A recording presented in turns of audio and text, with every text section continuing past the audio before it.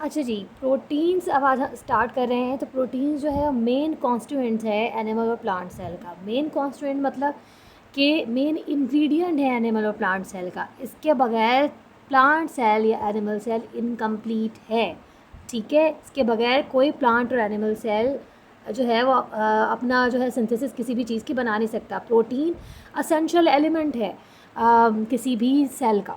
जो भी एनिमल और प्लांट सेल होंगे उसके अंदर प्रोटीन का होना ज़रूरी है, क्योंकि डीएनए में भी प्रोटीन होती है और दूसरे जो आपके सेल की ऑर्गेनेली है उसके अंदर भी प्रोटीन ट्रांसफ़र होती है। ठीक है, फिर उसके बाद दूसरे नंबर पे जो हमारी इंट्रोडक्शन है प्रोटीन का, दूसरे नंबर पे जो कहानी है वो ये है कि ये प्रोटीन कॉम्प्लेक्स ऑर्गेनिक कंपाउंड कहलाता है। क्यों कहलाता है कॉम्प्लेक्स ऑर्गेनिक कंपाउंड? एक होते हैं ऑर्गेनिक कंपाउंड, एक होते हैं इनऑर्गेनिक कंपाउंड।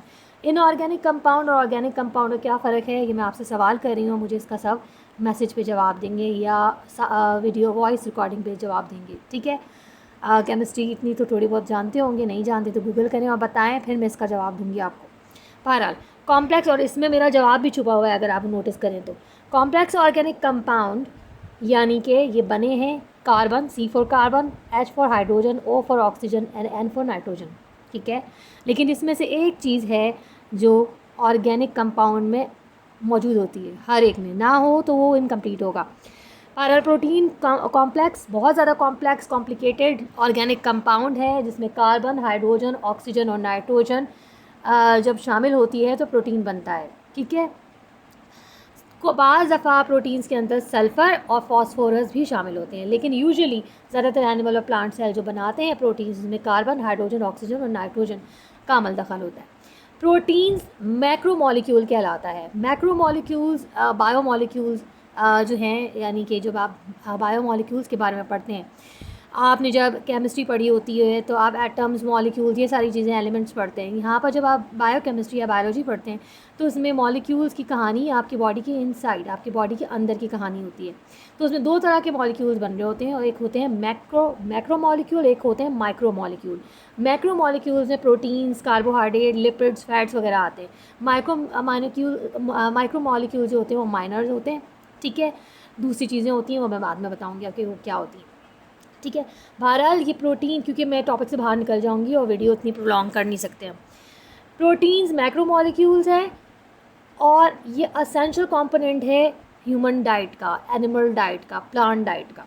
ठीक है, इसके बगैर दूसरे प्रोसेस आपकी बॉडी के नहीं हो सकते हैं।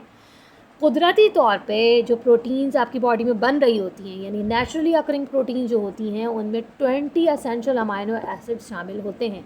20 एसेंशियल अमाइनो एसिड आपस में एक चेन बनाते हैं तो बन जाती है एक प्रोटीन की लेयर, एक प्रोटीन की चेन। ठीक है, अमाइनो एसिड्स, इन अमाइनो एसिड्स को कंट्रोल करती हैं हमारी बॉडी की, हमारे डीएनए में मौजूद जीन्स। ठीक है, अगर हम एक तस्बीह की लड़ी है, ठीक है, उसमें छोटे छोटे दाने हैं जिनको हम तस्बीह पढ़ने के लिए इस्तेमाल करते हैं, गिनते हैं उसको। ठीक है, उन तस्बीह के जो दाने हैं उनको आपस में जोड़ता कौन है? धागा। ठीक है, वो आपस में जोड़ता है। तो ये अमाइनो एसिड्स को आपस में जो जोड़ते हैं, जो धागे हैं, वो हैं बॉन्ड, उनके हाइड्रोजन बॉन्ड्स। ठीक है, तो ये हम जब बिल्कुल अमाइनो एसिड ऐसे हैं जो तस्बीह के अंदर मोती दाने। ठीक है, अब ये मोती दाने जब आपस में जुड़ जाते हैं धागे के थ्रू तो बन जाती है तस्बीह। इसी तरह अमाइनो एसिड जब आपस में बॉन्डिंग के थ्रू जुड़ जाते हैं तो बन जाती है क्या? प्रोटीन। अभी आगे बता रही हूँ कि कैसे बनती है। ठीक है, अच्छा जी, अब जो कहानी शुरू हो रही है वो अमाइनो एसिड से शुरू हो रही है। अमाइनो एसिड यानी प्रोटीन को जब हम तोड़ें, अंदर उसके अंदर जाएं, यानी एक पूरी तस्बीह है, जब हम उसको खोलें तो अंदर हमें जो मोती दाने नज़र आ रहे हैं तो हम उनके बारे में बात करेंगे, अमाइनो एसिड्स की। अमाइनो एसिड को जब एक एक एक धागे में पिरोते हैं तो वो बन जाती है क्या? तस्बीह की लड़ी। और अमाइनो एसिड तस्बीह की लड़ी है तो तस्बीह की लड़ी को हम क्या कहेंगे? प्रोटीन। ठीक है, अमाइनो एसिड जो हैं वो प्रोटीन के बिल्डिंग ब्लॉक्स कहलाते हैं। ठीक है, अमाइनो एसिड इस तरह से नज़र आते हैं मोती के दाने की तरह, और ये इनके दरमियान जो बॉन्ड है, जो मैंने बोला था हाइड्रोजन बॉन्ड, वो जब मैं आगे जब स्ट्रक्चर समझाऊंगी प्रोटीन के, अभी आगे समझाऊंगी तो उसमें बताऊंगी, वो सेकेंडरी और टर्शरी स्ट्रक्चर के अंदर जो हैं वो हाइड्रोजन बॉन्डिंग होती है उनकी। यानी अमाइनो एसिड जो ट्विस्ट एंड टर्न लेते हैं, अभी तो बिल्कुल सीधी स्ट्रेट लड़ी जा रही है, जब हम इसी तस्वीर को गुच्छा बना दें, ठीक है, कॉइल फॉर्म में ले आएँ, ठीक है, तो ये आपस में जो कॉइल है ना एक दूसरे के साथ भी बॉन्ड बनाएगा, तो वो कहलाता है हाइड्रोजन बॉन्ड। अभी यहाँ पर जो सिंगल बॉन्डिंग हो रही है उस बॉन्ड को हम कह रहे हैं पेप्टाइड बॉन्ड। ये सिंगल बॉन्डिंग है, नॉर्मल अमाइनो एसिड्स में बनती है। नॉर्मल अमाइनो एसिड की जो बॉन्डिंग है वो कह रही है पेप्टाइड बॉन्ड, ठीक है। ये अमाइनो एसिड है एक एक एक एक एक, इनके दरमियान में जो बॉन्ड नज़र आ रहा है, ये सही साहब मैं आपके लिए बोल रही हूँ, ये जो इनके दरमियान में जो बॉन्ड नज़र आ रहा है ये कहलाता है क्या, पेप्टाइड बॉन्ड। एक अमाइनो एसिड के साथ कार्बोक्सिलिक ग्रुप अटैच होता है। कार्बोक्सिलिक ग्रुप जो है वो COOH को कहते हैं, जिसमें कार्बन भी शामिल है, जिसमें ऑक्सीजन भी शामिल है, डबल ऑक्सीजन, और यानी 2 O2 शामिल है, और हाइड्रोजन, ठीक है। तो ये कार्बोक्सिलिक ग्रुप कहलाता है। एक साइड पे कार्बोक्सिलिक ग्रुप अटैच होता है अमाइनो एसिड के, और दूसरी साइड पे अमाइनो ग्रुप अटैच होता है।